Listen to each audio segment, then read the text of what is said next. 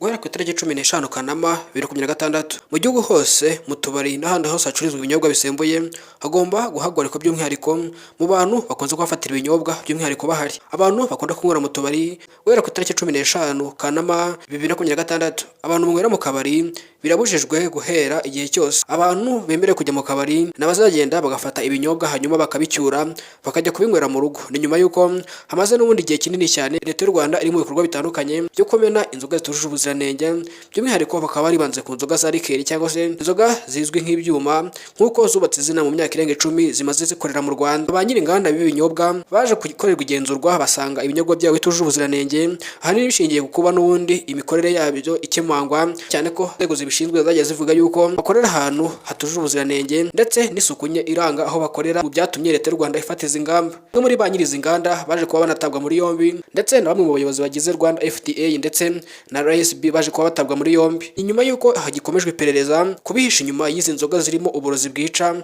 aho mu bihe bitandukanye raporo zagiye zigaragaza ko hari abantu bagiye bahitanwa n'ibi binyobwa, by'umwihariko abenshi bavuga yuko ari abasinzi.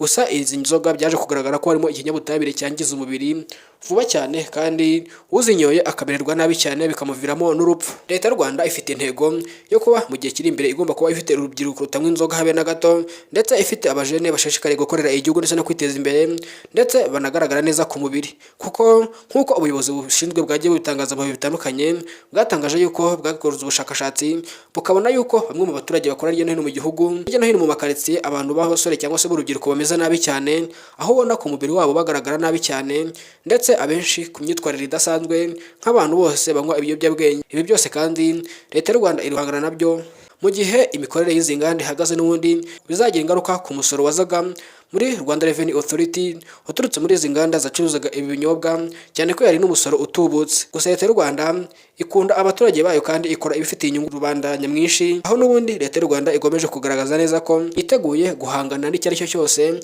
kabika n'ubwo byayisaba amafaranga atagira ingano. Nshuti bakunzi rero, mudasiba kubana natwe umunsi ku wundi hano mwisanze Leta y'u Rwanda. Icyo usabwa ni ukudushyigikira ugakunda amakuru yacu kandi ukatwizera.